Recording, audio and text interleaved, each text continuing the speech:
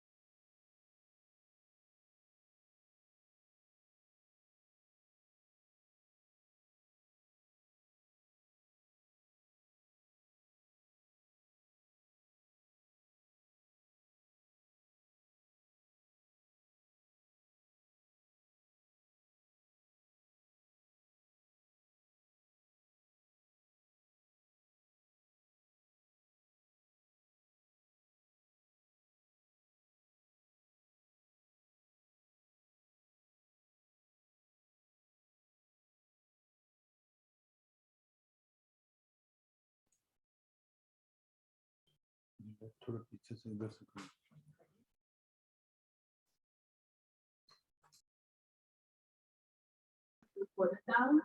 वो केवल एक परमात्मा है, गुरु है। कोई ना होवे लेकिन वो ना है। कोई सहारा बड़े ना बड़े लेकिन परमात्मा सहारा बनता है।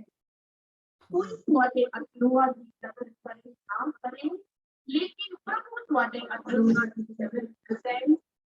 नहीं कुछ भी भूल जाओ पर उस प्यारे का नाम कभी ना भूलो। उस परमात्मा के प्रति अपनी आस और अपना विश्वास जरूर बना के रखो। परमात्मा तक कुछ भी पहुंचाना चाहते हो, कृपया जो कुछ बोलते हैं परमात्मा तक पहुंचते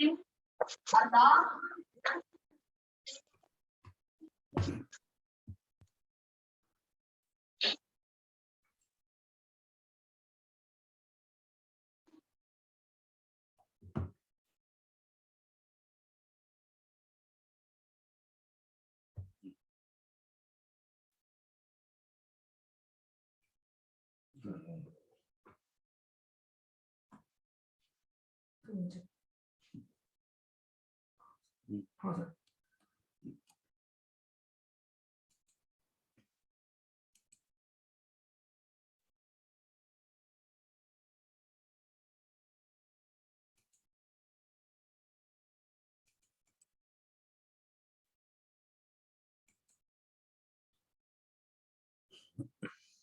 नमस्कार। आज का spine wellness and care foundation की अगली कड़ी है वेबिनार की, और टॉपिक है कमर दर्द एक वैश्विक महामारी। आप में से कुछ लोगों ने भाग लिया होगा हमारे पहले वेबिनार में, जो कि अंग्रेजी में था। तो ये काफी डिमांड आई कि बहुत सारे लोग हिंदी बेहतर समझते हैं, इसलिए हमने ये आज का वेबिनार हिंदी में रखा हुआ है इस बहुत महत्वपूर्ण विषय पे। तो मेरे ये रिक्वेस्ट रहेगी सारे लोग जो इस वेबिनार में जुड़े हुए हैं कि अपने डिवाइसेस कृपया म्यूट में रखें। अगर आपका कोई प्रश्न है जो आप पूछना चाहते हैं तो कृपया चैट बॉक्स में उसको टाइप कर दें। और पहले हम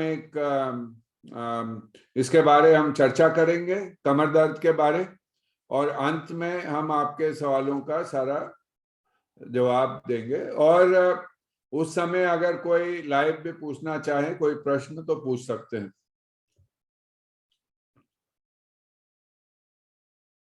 कहते हैं कि दो सबसे आम बीमारियों में कमर का दर्द दूसरे नंबर पे है, आम जुकाम के बाद। विश्व स्तर पर दूसरी सबसे आम बीमारी के बारे आज हम चर्चा करेंगे। आंकड़े ऐसे हैं कि 80 से 85% लोगों को अपने जीवन में किसी ना किसी मोड़ पर कमर के दर्द की समस्या जरूर तंग करेगी। उनमें से लगभग 70% लोगों में इसके 1 वर्ष के अंदर दोबारा कमर का दर्द होने की संभावना रहेगी। इस बीमारी के कारण अमेरिका में उद्योग में सबसे ज्यादा नुकसान होता है। तो ये तो महत्व है आज जिस विषय पे हम चर्चा करेंगे। और आंकड़े बताते हैं कि कमर दर्द के कारण हर साल विश्व में 8 lakh disability adjusted life years का अनुमानित नुकसान होता है। तो एक तो काफी ये फैला हुआ है कमर का दर्द, दूसरा इससे काफी डिसेबिलिटी होती है। आज के दिन इसकी अहमियत इसलिए भी है क्योंकि आज international day for persons with disabilities है, इस विषय पे जागरूकता पैदा करने के लिए। और ये दूसरा कारण है कि आज के दिन हमने इस वेबिनार को रखा क्योंकि कमर का दर्द दुनिया भर में एक बहुत आम कारण है डिसेबिलिटी का। इससे आर्थिक नुकसान भी होता है। 1 से 2% जीडीपी का नुकसान पश्चिमी देशों में कमर के दर्द के कारण होता है। अमेरिका में हर साल $100 अरब से ज्यादा का नुकसान होता है कमर के दर्द के कारण। और क्योंकि कमर का दर्द ज्यादातर 20 से 50 वर्ष के बीच के लोगों में ज्यादा उनको तंग करता है, तो इसलिए जो सबसे ज्यादा एक्टिव होते हैं लोग, उनमें कमर का दर्द तंग करने के कारण इसका ज्यादा परिणाम होता है। भारत में 75% आबादी जिंदगी भर में कभी ना कभी कमर के दर्द से परेशान होती है। ये इस पब्लिकेशन में के जरिए बताया गया। और अगर हम देखें 20 वर्ष और अधिक आयु के लोगों का, तो 41% लोगों में ये कमर का दर्द तंग करता है। और अगर हम पुरुषों में देखें तो पुरुषों की तुलना में महिलाएं ज्यादा पीड़ित होती हैं। तो अगर निर्माण श्रमिकों में देखें तो कमर का दर्द 92% में तंग करता है उनको। तो ये तो भारत के आंकड़े थे। पर जब कोविड की महामारी सारी तरफ फैली तो इस दौरान कमर का दर्द और भी बढ़ गया। और कुछ आंकड़े ये बताते हैं कि 84% की वृद्धि हुई कमर की दर्द की इस कोविड के वैश्विक महामारी में। इसलिए हम कह सकते हैं कि कोविड की वैश्विक महामारी के दौरान कमर का दर्द भी एक वैश्विक महामारी की तरह फैल गया। पहले तो खाली महामारी की तरह था। भारत में भी ये आंकड़े बताते कि ये काफी बढ़ गया कोविड की महामारी के दौरान। और अगर हम देखें कि कमर के दर्द के क्या परिणाम होते हैं, बल्कि दुष्परिणाम होते हैं, तो कुछ लोगों में तो ये हल्के ही परिणाम होते हैं, पर कई लोगों में ये काफी भयभीत परिणाम हो सकते हैं उनके लिए। तो आइए हम कुछ उदाहरण लें देखने के लिए कि कैसे कमर का दर्द लोगों को सताता है। तो सबसे आम अगर हम केस सिनेरियो देखें तो जवान लोग, जैसे कि ये 28 वर्ष की महिला, 4 दिनों से कमर के निचले हिस्से में दर्द हो रहा था। व्यायाम करते समय अचानक झटके के बाद दर्द शुरू हो गई। डॉक्टर के पास गए, एक दर्द निवारक दवा दी उन्होंने, सेक करने को बताया, जेल लगाने को बताया, दर्द कम हो गया और ये वापस अपनी सक्रिय और स्वस्थ जिंदगी में वापस आ गई। पर सारे क्या उदाहरण ऐसे ही होते हैं जिनमें लोग ठीक हो जाते हैं? हाँ, जरूर बताना चाहूंगा कि बहुत सारे लोग ऐसे ही ठीक हो जाते हैं। पर एक दूसरा उदाहरण अगर आप देखें तो फिर एक 29 वर्षीय सॉफ्टवेयर पेशेवर का, घर से काम कर रहे थे महामारी के दौरान, कमर के निचले हिस्से में 9 महीने से हल्का हल्का दर्द चल रहा था। 3 दिनों से दर्द तेज हो गया है।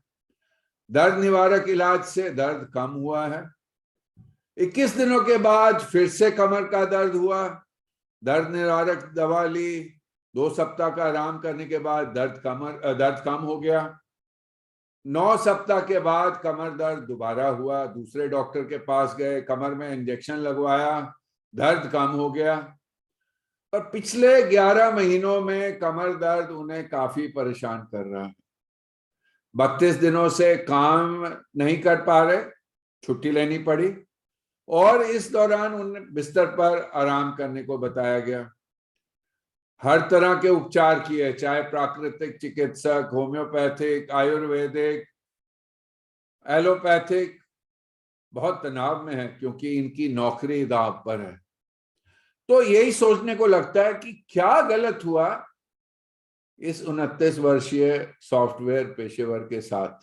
कहाँ गलती हुई, क्यों नहीं ठीक हो रहे, क्यों कमर का दर्द बार बार तंग कर रहे हैं। और अगर हम देखें तो हमारी प्रैक्टिस में एक ये बहुत आम उदाहरण है, बहुत सारे लोग ऐसे आते हैं जो कई जगह जाकर भी, कई उपचार करके भी उनको कमर के दर्द से आराम नहीं आ रहा होता। अब दूसरी तरफ देखिए, अभी तो हमने जवान लोगों के बारे चर्चा की। ये 72 वर्षीय डायबिटिक महिला है। 4 महीने पहले गिरने के बाद से कमर के बीच में दर्द शुरू हुई उनकी। एक डॉक्टर से मुलाकात की, उपचार के अस्थायी रूप से आराम आया। दूसरे डॉक्टर द्वारा निर्धारित एक्सरे में कमर में एक फ्रैक्चर पाया गया। 6 सप्ताह तक बेड रेस्ट करने को कहा गया। 10 दिन पहले ही उन्होंने घूमना फिरना शुरू किया था। 4 दिन से पैरों में कमजोरी आने लगी है इनके, चल नहीं पा रही हैं, और 1 दिन से यूरिन और स्टूल के कंट्रोल पे भी दिक्कत है। मूत्राशय जो दबाव डालने पे ही हो पा रहा है। डॉक्टर ने इनका मूल्यांकन किया और सर्जरी की सलाह दी है, क्योंकि वो जो एक ऑस्टियोपोरोटिक वर्टिब्रा में फ्रैक्चर पाया गया, वो देखा गया एमआरआई में कि वो दबाव डाल रहा है स्पाइनल कॉर्ड पे, और जिसके परिणाम स्वरूप कमजोरी और ये बावल और ब्लैडर के सिम्टम्स या लक्षण दिखाई दे रहे हैं इनमें। एक और उदाहरण देखते हैं। ये 14 साल की लड़की है, वो तो 72 साल की थी। ये 14 साल की लड़की में भी एक कुबड़ आ गया है जो पिछले 2 वर्षों में धीरे धीरे बढ़ रहा है। आज इसे डॉक्टर के पास ले गए इसके माता पिता, एक्सरे करवाया था और पता चला कि एक काइफोटिक डिफॉर्मिटी है। काइफोटिक डिफॉर्मिटी मतलब अगर रीढ़ की हड्डी सामने की तरफ झुक गई है, साइड से देखें तो। डॉक्टर द्वारा लिए गए पूरे मूल्यांकन से पता चला है कि 3 साल पहले फेफड़ों में टीबी हुई थी, लंग ट्यूबरकुलोसिस हुआ था, जिसका इलाज किया गया था। उस समय बुखार और खांसी तो हुई थी, पर उसके साथ गंभीर कमर का दर्द भी हुआ था, और तब दवाइयों से आराम आ गया था 3 सप्ताह में। पर धीरे धीरे ये रीढ़ की हड्डी में डिफॉर्मिटी बढ़ती गई है 3 सालों में। डॉक्टरों ने इसे आज सर्जरी की सलाह दी है, क्योंकि उन्हें लगता है कि ये डिफॉर्मिटी समय के साथ बढ़ेगी। अगर इसे ठीक नहीं किया गया तो ना खाली देखने में भद्दा लगेगा, पर इसके परिणाम स्वरूप पैरों में धीरे धीरे कमजोरी भी आ सकती है और पैरालाइज्ड भी हो सकती है ये लड़की। एक और उदाहरण एक 36 वर्षीय पुरुष की, 7 साल से कमर के दर्द से परेशान है। दर्द पूरी कमर पर फैल जाता है और सुबह उठने पर कमर में अकड़न के साथ सबसे ज्यादा दर्द होता है। समय के साथ वो धीरे धीरे थोड़ा झुक गया है और पैरों पे भार नहीं रख पाता पूरा। पिछले 2 सप्ताह से सुबह के समय तेज दर्द के कारण उसकी नींद टूट जाती है। तो ये 36 वर्षीय पुरुष, सुबह के समय ज्यादा दर्द होना और दर्द इतना सताना कि रात को नींद भी टूट जाती है। 2 दिन पहले उन्होंने एक डॉक्टर से मुलाकात की, जिन्होंने बताया कि आपको एंकिलोजिंग स्पॉन्डिलाइटिस है। ये एक इन्फ्लेमेटरी प्रॉब्लम है, जैसे गठिया होता है छोटे जोड़ों में, ये बड़े जोड़ों में होता है। उन्हें उपचार बताया गया, पर उन्हें एक रूमेटोलॉजिस्ट के पास भी रेफर किया। बोला कि वो जो बीमारी है उनकी डिजीज मॉडिफाइंग ड्रग्स रूमेटोलॉजिस्ट आपको बताएंगे, ताकि आपकी बीमारी का विकल्प जल्दी हो। एक और उदाहरण एक 66 वर्षीय पुरुष का, पिछले 6 सप्ताह से कमर दर्द से पीड़ित हैं। दर्द शुरू में रात को ज्यादा होता था, पर धीरे धीरे ये इतना बढ़ गया है कि ये पूरे दिन परेशान करता है उन्हें। उनकी भूख भी कम हो गई है और उनके कपड़े भी ढीले हो गए हैं, जिससे पता चलता है अब जिससे पता चलता है कि धीरे धीरे इनका वजन कम होता गया। तो डॉक्टर के पास गए, उन्होंने एमआरआई करवाया, उन्हें कुछ संदेह हुआ, उन्होंने पेट के लिए बताया। उसमें उन्हें पता चला कि शायद फेफड़ों में कुछ लीजन है, घाव है, जो कि कैंसर हो सकता है। अब कल उन्हें फेफड़ों की बायोप्सी के लिए बुलाया था डॉक्टर ने, और बायोप्सी हो गई है, और अब इंतजार कर रहे हैं कि बायोप्सी का क्या रिजल्ट आता है। तो हमने देखा कि कमर का दर्द या तो बहुत ही साधारण हो सकता है, जो कुछ दिनों में ही ठीक हो सकता है, पर कुछ कारण होते हैं जो संगीन कारण, जिनसे जो लक्षण होते हैं एक संगीन बीमारी के, और कमर का दर्द के यहाँ काफी दुष्परिणाम होते हैं अगर समय पे इनको इलाज ना किया जाए। तो आइए हम चर्चा करने की कोशिश करेंगे कि कब हमें फौरन डॉक्टर से सलाह मशवरा करना चाहिए अगर कमर का दर्द हो।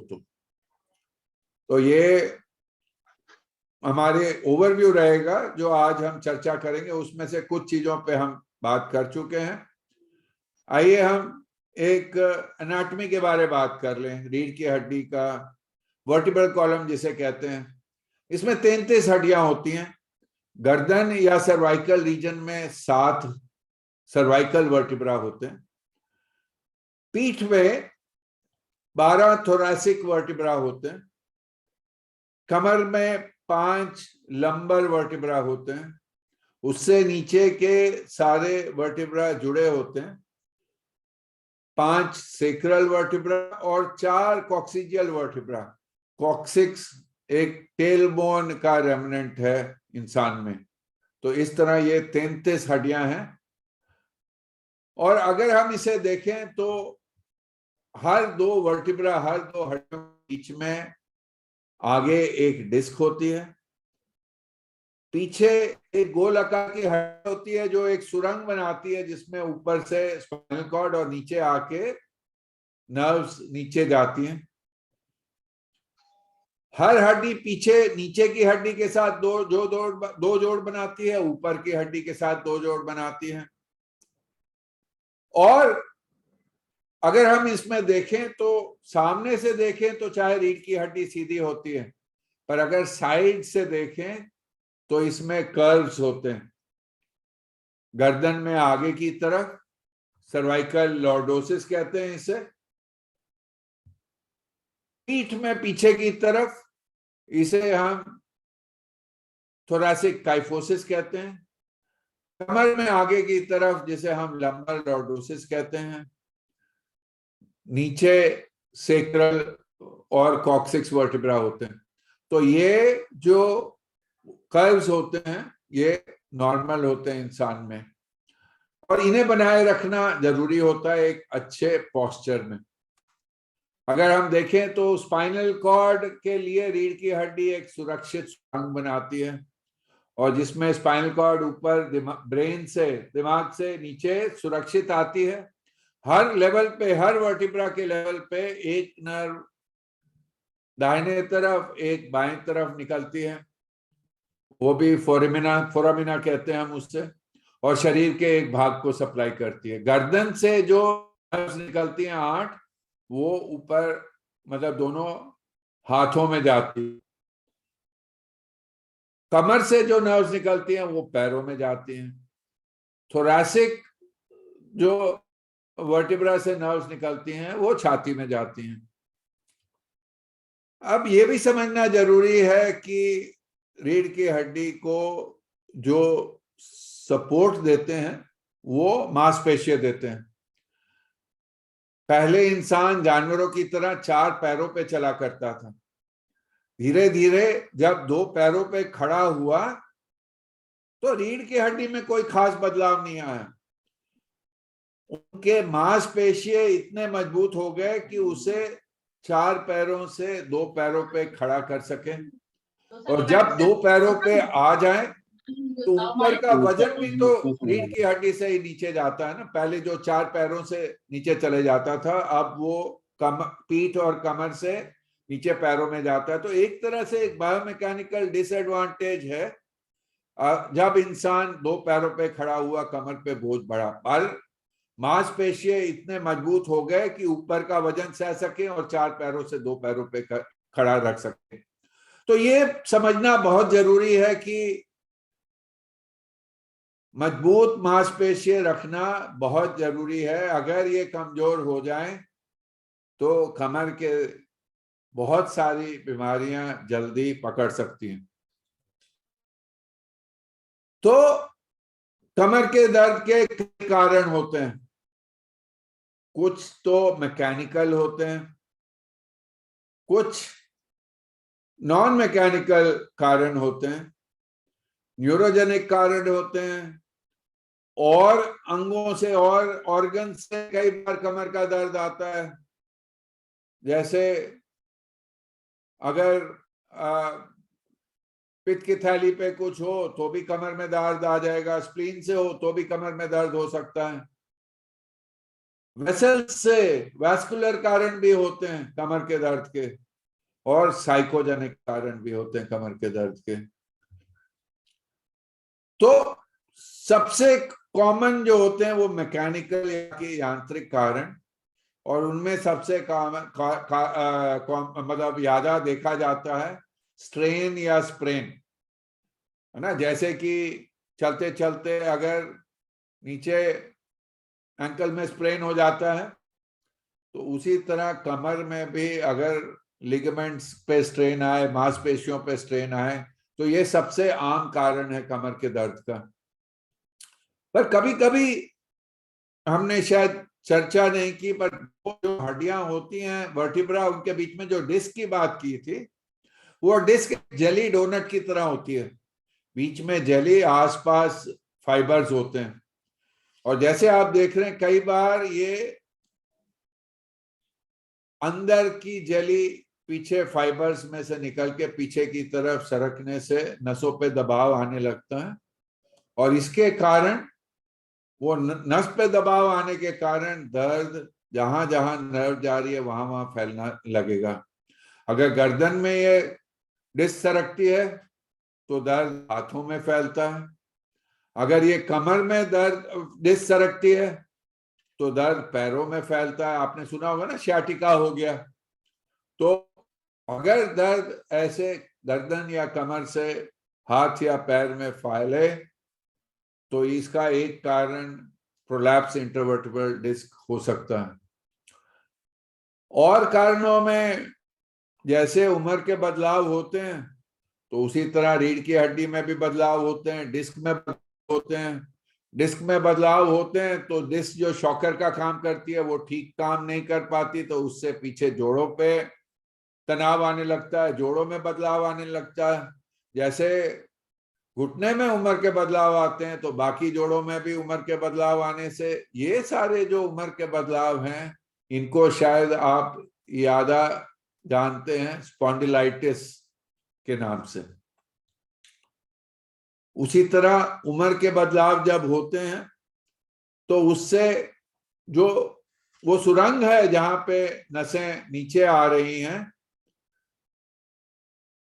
वो भी छोटे होने लग जाती है, क्योंकि लिगामेंट्स पे तनाव आने से लिगामेंट्स मोटे होने लग जाते हैं। जोड़ों में बदलाव आने से वो हाइपरट्रॉफी करने लगते हैं, उससे जो सुरंग है जहां नसें हैं वो छोटे होने लग जाती है, नसों पे दबाव आने लग जाता है।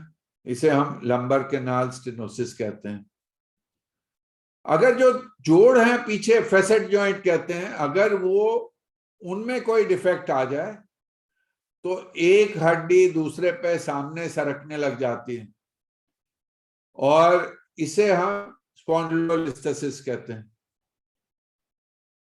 इन्फ्लेमेटरी कारण भी हैं, जैसे कि हमने बताया कि रूमेटॉइड आर्थराइटिस में शरीर अपने जोड़ों के खिलाफ कुछ एंटीबॉडीज बनाती है, जिससे जोड़ खराब होने लग जाते हैं। छोटे जोड़ का इन्वॉल्वमेंट हो तो उसे रूमेटॉइड आर्थराइटिस कहते हैं, पर अगर बड़े जोड़ जैसे रीढ़ की हड्डी, गर्दन, कंधे, कूल्हे, घुटने, इन पे असर होता है तो एंकिलोजिंग स्पॉन्डिलाइटिस एक कंडीशन होती है इन्फ्लेमेटरी, जिनमें धीरे धीरे इनमें बदलाव आने लग जाता है। जैसे कि हमने बात की थी वो 36 वर्षीय इंसान में जो सुबह उठता था तो शरीर अकड़ा हुआ होता था, रात को नींद टूट जाती, ये एक टिपिकल लक्षण है इन्फ्लेमेटरी डिजीज का। उसी तरह कुछ सीरोनेगेटिव कारण भी होते हैं जो इन्फ्लेमेटरी कारण होते हैं। अब वो जो बुजुर्ग महिला थी जिनमें वर्टिब्रा का फ्रैक्चर हो गया हल्का गिरने से भी, उन्हें हमने बात की कि ऑस्टियोपोरोसिस है, ऑस्टियोपोरोटिक फ्रैक्चर हो गया उनमें। तो ऑस्टियोपोरोसिस क्या होता है, अगर हम हड्डी देखें तो हड्डी में एक प्रोटीन का बेस होता है, मैट्रिक्स होता है, जिसपे कैल्शियम डिपॉजिट होता है। अगर ये प्रोटीन बेस कम हो जाए हड्डी का तो वो उसमें मिनरल डेंसिटी कम होने से हड्डी कमजोर होने लग जाती है और इसे हम ऑस्टियोपोरोसिस कहते हैं। तो हर समय इंसान में रीढ़ की हड्डी में फोड़ बनी रहती है ना, कुछ हड्डी में ब्रेकडाउन हो रहा है, कुछ गठित हो रही है। तो जब कई फैक्टर्स होते हैं जो इस टर्नओवर को डिटरमाइन करते हैं। जब तक हॉर्मोन्स ठीक रहते हैं, कोई रिस्क फैक्टर्स नहीं होते हैं, तो हड्डी ज्यादा बन रही होती है। पर अगर हड्डी का ब्रेकडाउन ज्यादा हो जाए हड्डी के बनने से, तो हड्डियां धीरे धीरे कमजोर होंगी, ऑस्टियोपोरोसिस होने लगेगा। इसी के विपरीत अगर विटामिन डी की कमी हो, जिससे कैल्शियम इस मैट्रिक्स पे ना जम सके, तो उसको मलेशिया कहते हैं। ये दो अलग अलग प्रॉब्लम्स हैं। जैसे कि हर जगह इन्फेक्शन हो सकती है, संक्रमण हो सकता है, उसी तरह रीढ़ की हड्डी में भी संक्रमण हो सकता है। टीबी का इन्फेक्शन हो सकता है, बैक्टीरियल पायोजेनिक इन्फेक्शन हो सकता है, फंगल इन्फेक्शन हो सकता है। और इसमें अगर आगे हड्डी में हो तो इसे ऑस्टियोमाइलाइटिस की तरह यह पेश होता है। और जब इसकी मवाद बनने लगती है तो पीछे नसों पे दबाव आने से उसके दुष्परिणाम भी आ सकते हैं। जैसे कि हमने बात की थी वो बच्ची में, जिसमें 10 साल की उम्र में लंग में ट्यूबरकुलोसिस होने के बाद रीढ़ की हड्डी में आ गया और धीरे धीरे उसका ये जो कर्व बताए थे हमने, वो जो थोरासिक काइफोसिस बहुत बढ़ गया, जिसके कारण डॉक्टर ने उसको सलाह दी है कि उसके लिए ऑपरेशन करवा ले। जैसे और जगह ट्यूमर हो सकते हैं, उसी तरह रीढ़ की हड्डी में भी ट्यूमर हो सकते हैं। ये ट्यूमर और कहीं कैंसर हो तो रीढ़ की हड्डी में फैल सकता है, मेटास्टेसिस कहते हैं। पर कुछ रीढ़ की हड्डी में भी कैंसर होते हैं, जैसे मल्टीपल माइलोमा जो एक बोन का कैंसर है, ऐसे कुछ प्राइमरी ट्यूमर्स भी होते हैं। तो हर तरह के ट्यूमर पाए जा सकते हैं। पर ट्यूमर में जैसे हमने जाना था उस दीर्घायु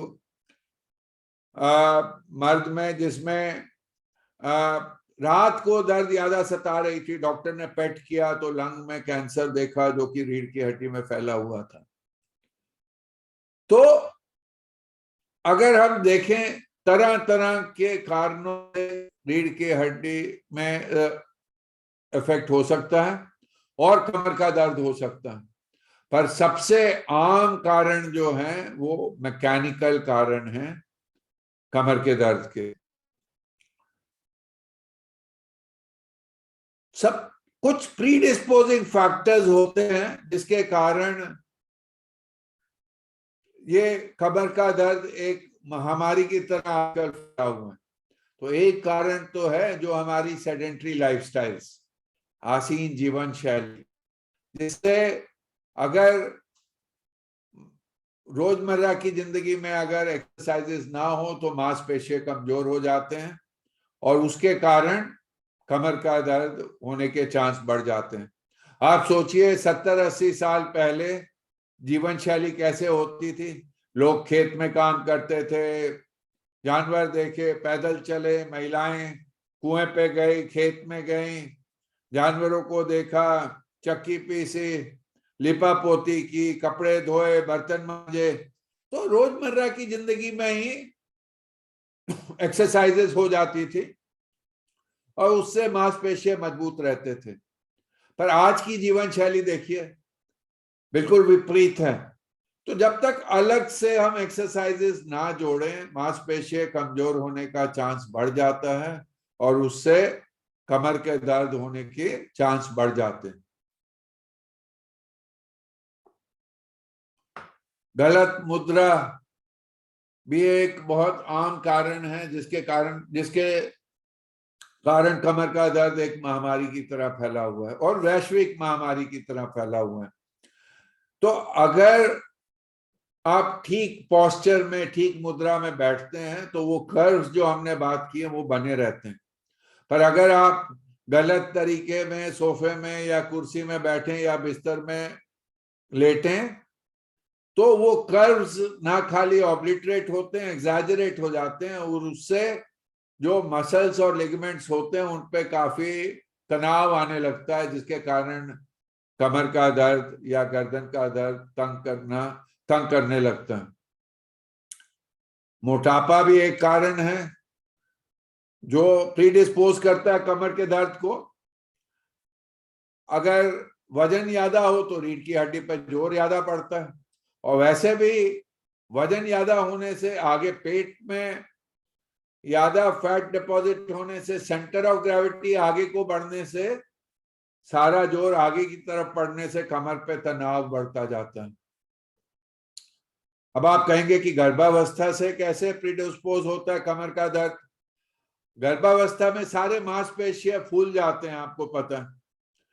तो प्रेगनेंसी के बाद मसल्स बिल्कुल कमजोर हो जाते हैं, फ्लैबी हो जाते हैं और उन्हें मजबूत करने के लिए कुछ एक्सरसाइजेस करनी पड़ती हैं। और भारतवर्ष में ये आम नहीं है लोग एक्सरसाइजेस करें गर्भावस्था के बाद, तो वही जड़ बन जाती है महिलाओं में। और एक यही कारण है कि महिलाओं में क्यों कमर का दर्द ज्यादा पाया गया, खास तौर से भारतीय समाज में। तनावपूर्ण जीवन शैली, ये कैसे कमर का दर्द ज्यादा होने के चांस बढ़ा देता है।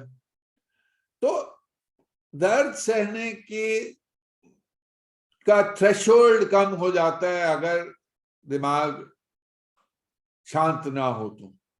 तनावपूर्ण जीवन शैली से जब तक दिमाग शांत नहीं होगा तो शारीरिक स्वस्थता नहीं आ पाएगी। ये रिसर्च में क्लियर है। तो कई कारण हैं जो प्रीडिस्पोज करते हैं कमर के दर्द के लिए। तो जब कमर का दर्द हो, अगर पहले कैसे मरीज को देखा जाता है, पहले तो उसमें उसकी हिस्ट्री देखी जाती है ना, जिससे पता चले कि क्यों हुआ है। तो कमर का दर्द वैसे भी काफी परिवर्तनशील, वेरिएबल होते हैं। उसमें कुछ मरीज, जैसे हमने देखा, कुछ ही दिनों में ठीक हो जाएंगे, अन्य कुछ लोग काफी देर तक पीड़ित रहेंगे, है ना। तो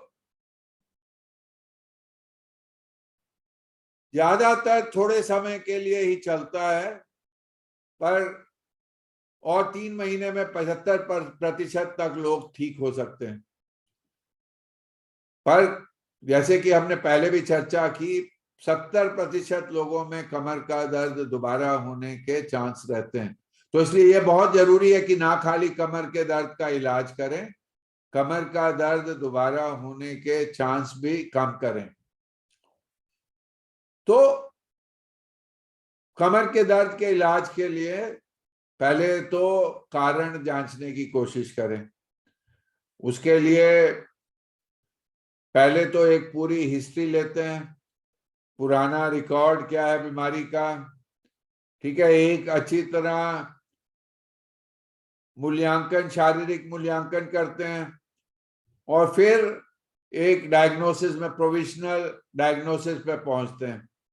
और जब हम कमर के दर्द के बारे जानने की कोशिश करते हैं तो हम कुछ रेड फ्लैग्स देखने की कोशिश करते हैं, कुछ येलो फ्लैग्स देखने की कोशिश करते हैं। रेड फ्लैग्स वो हैं जो बताते हैं कि ये अंदर कोई संगीन समस्या हो सकती है, इसकी जांच पड़ताल और हो। और पीले झंडे बताते हैं कि साइकोलॉजिकल फैक्टर्स हो सकते हैं, मनोसामाजिक कारण हो सकते हैं कमर के दर्द के बने रहने के पीछे। तो रेड फ्लैग्स जैसे कि एक्सट्रीम्स ऑफ एज, कुछ बहुत ज्यादा उम्र वाले, कुछ बहुत कम उम्र वाले, है ना। तो दूसरा, अगर बुखार चलता रहे काफी देर तक, है ना, संक्रमण रहे, या रात को या आराम करते समय दर्द होता हो, तो ये कुछ संगीन कारण है। तो दूसरा, अगर वजन घटता जा रहा है, शाम को कमजोरी लगती है, या पहले कोई कैंसर हुआ हो, है ना, अगर ऑस्टियोपोरोसिस के मरीज हैं आप, ठीक है, अगर काफी देर तक स्टेरॉइड चला है या दौरे की दवाइयां चली हैं, अगर नशीली दवाइयों के जो सेवन करते हैं, तो अगर 6 हफ्ते इलाज करने पे भी आराम ना आ रहा हो, अगर कमर में नहीं पीठ में दर्द हो रहा हो, तो ये सारे रेड फ्लैग्स हैं जिनमें उसी समय आपको डॉक्टर से सलाह मशवरा करना पड़ेगा। और इसको दोबारा बताते हुए, क्योंकि ये एक बहुत महत्वपूर्ण विषय है जिसके बारे हम सबको जानना चाहिए।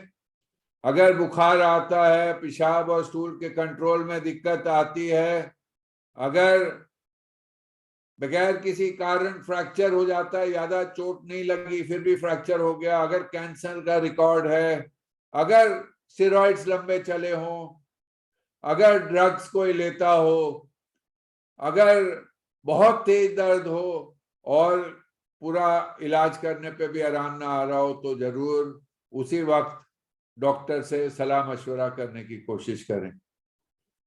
उसी तरह येलो फ्लैग्स क्या हैं?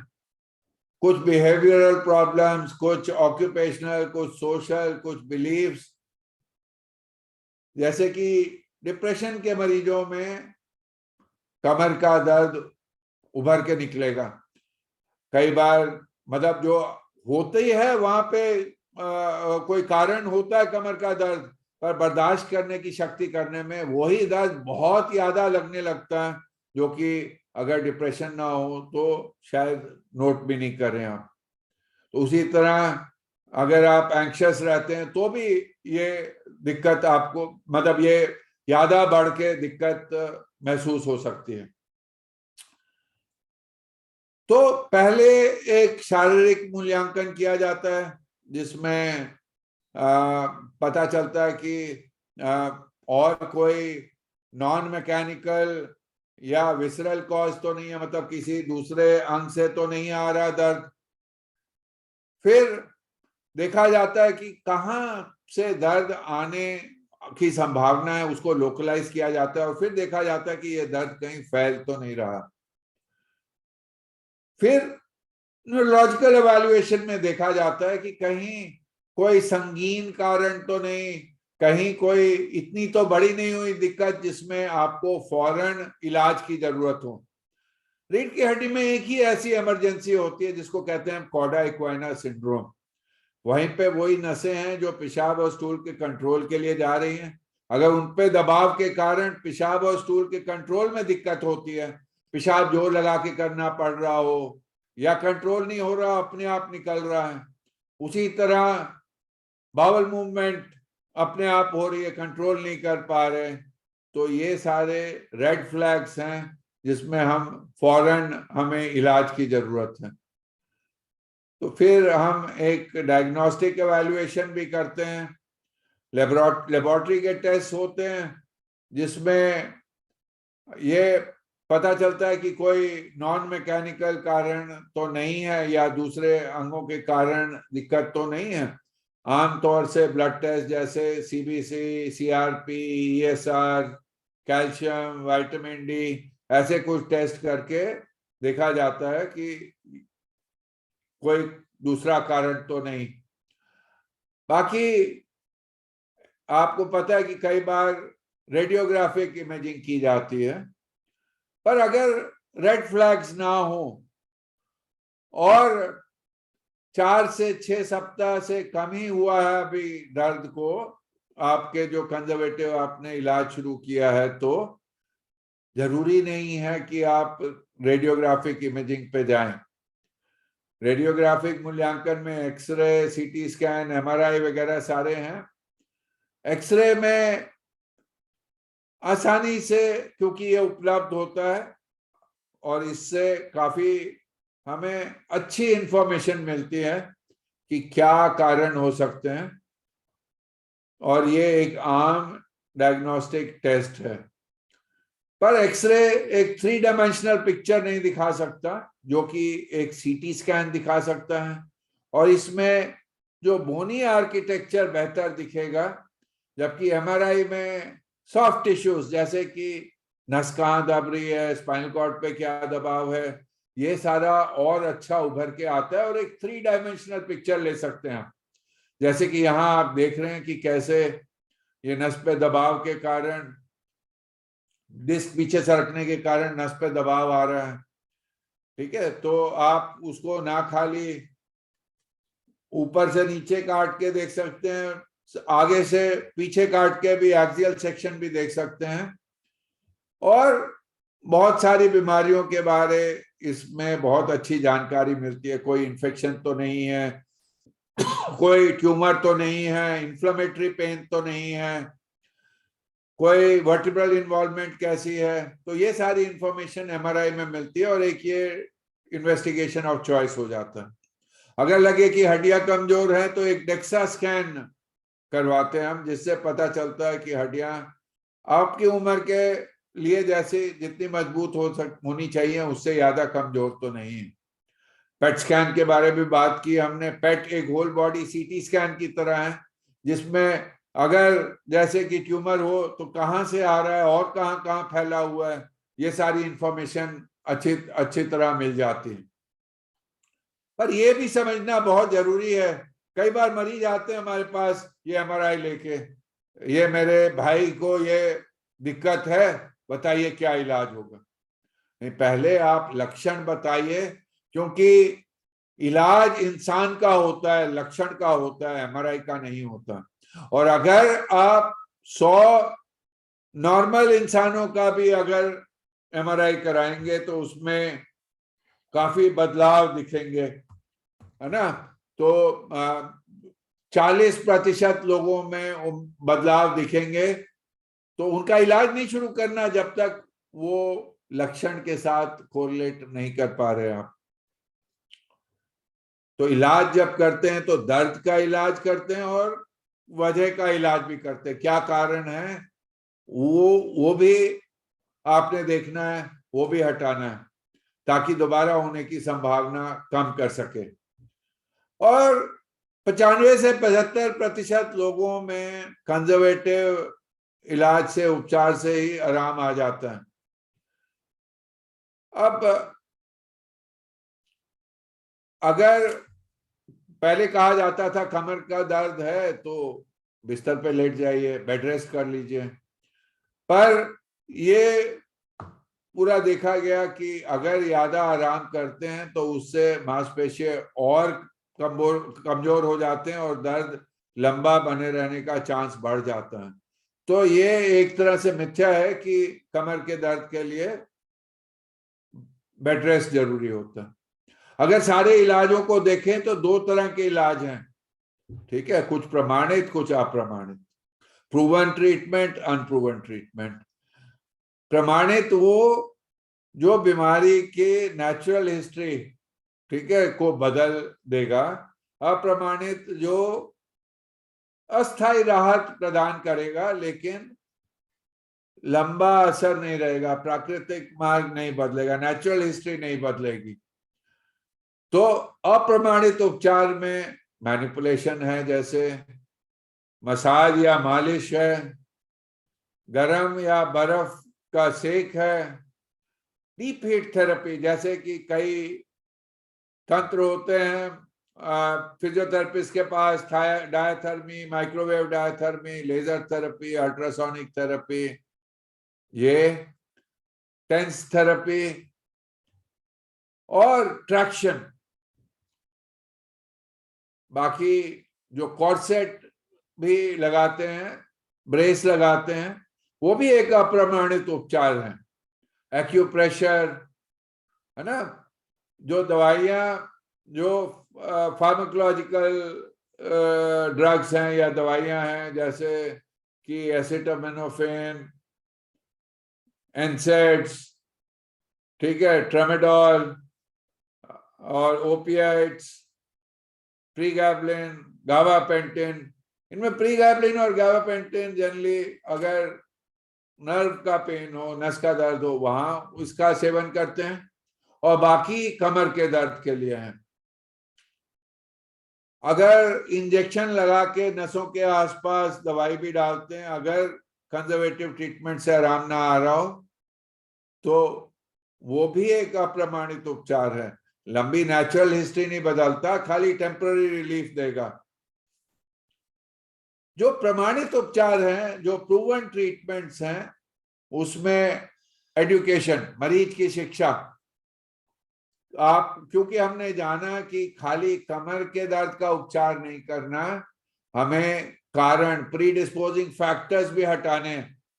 और जब तक मरीज नहीं समझेगा उसके कमर के दर्द का क्या कारण है, उसके लिए क्या करना है लंबे अरसे तक, तब तक वो सहयोग नहीं दे सकेगा ट्रीटमेंट में, और दर्द में आराम लंबा बना नहीं रहेगा। तो इसलिए रिसर्च बताती है कि मरीज की शिक्षा एक बहुत अहम योगदान देती है कमर के दर्द के इलाज में। Aerobic conditioning exercises, aerobic conditioning exercises मांसपेशियों को मजबूत करती हैं, पोस्चर ठीक करती हैं और हड्डियों को भी मजबूत करती हैं। अगर हम व्यायाम या एक्सरसाइज देखें तो 3 तरह की हैं। एरोबिक कंडीशनिंग एक्सरसाइज की बात की, दूसरी स्ट्रेचिंग एक्सरसाइज, तीसरी strengthening exercises. Aerobic conditioning exercise वो होती है एक्सरसाइज जो मांसपेशियों की ऑक्सीजन के कंजम्पशन को बढ़ाते हुए उनको मांसपेशियों को मजबूत करती हैं। उदाहरण जैसे कि टहलने की आदत, साइकिलिंग की आदत, ठीक है, तैरने की आदत, सीढ़ियां चढ़ने की आदत, खेलने की आदत, ये सारी एरोबिक कंडीशनिंग एक्सरसाइजेस हैं। स्ट्रेचिंग एक्सरसाइजेस जो कि आमतौर से, जैसे योगा भी है, कई ऐसी स्ट्रेचिंग एक्सरसाइज होती हैं। और ये जानना बहुत जरूरी है कि स्ट्रेचिंग करते हुए जरूरी नहीं है कि सबको एक ही तरह की एक्सरसाइज सूट करेंगी। किसी को किसी एक्सरसाइज से दर्द बढ़ सकता है, किसी को दूसरे से बढ़ सकता है, किसी को एक से आराम मिलेगा, किसी को दूसरे से आराम मिलेगा। तो अपने लिए आपको स्ट्रेचिंग एक्सरसाइज इंडिविजुअलाइज करनी है, और अगर हो सके तो पहले डॉक्टरी जांच के बाद फिजियोथेरेपिस्ट की सलाह से आप एक्सरसाइज शुरू करें। बाकी वेट ट्रेनिंग, ठीक है, ये भी एक तरह की एक्सरसाइज है, पर इसमें पाया नहीं गया कि ये कमर के दर्द में ज्यादा फायदेमंद होती है। तो एक मल्टी डिसिप्लिनरी रिहैबिलिटेशन की भी जरूरत है कमर के दर्द के लिए। जैसे कि हमने बात की कि मानसिक तनाव भी कमर के दर्द के लिए प्रीडिस्पोज कर सकता है। तो जब तक हम इन फैक्टर्स को नहीं देखेंगे तब तक इलाज सफल नहीं होगा। और रिसर्च ये बताती है कि जब भी कमर का दर्द लंबा चले, जैसे कि अगर कमर का दर्द 3 महीने से ज्यादा चलता है तो इसमें साइकोलॉजिकल ओवरले, मानसिक तनाव जरूर आता ही आता है। तो इसलिए कॉग्निटिव थेरेपी, बिहेवियरल थेरेपी, ठीक है, बिहेवियरल टेक्निक्स को अपनाना बहुत जरूरी हो जाता है ताकि एक अच्छा परिणाम मिले। सर्जरी भी एक प्रमाणित उपचार में से एक है, पर फिर बताना चाहूंगा कि खाली 1 से 3% कमर के दर्द लोगों में सर्जरी की जरूरत पड़ती है। और सर्जरी कब करनी है? अगर कंजर्वेटिव ट्रीटमेंट, एक अप्रोप्रिएट कंजर्वेटिव ट्रीटमेंट फेल हो जाए तो, या अगर रेड फ्लैग्स हो, खतरे के निशान हो, जैसे कॉडा इक्वाना सिंड्रोम, और हमने बात की कैसे इन्फेक्शन और ट्यूमर्स और बाकी कंडीशंस में जहां रेड फ्लैग हो तो वहां पे ऑपरेशन की जरूरत पड़ सकती है।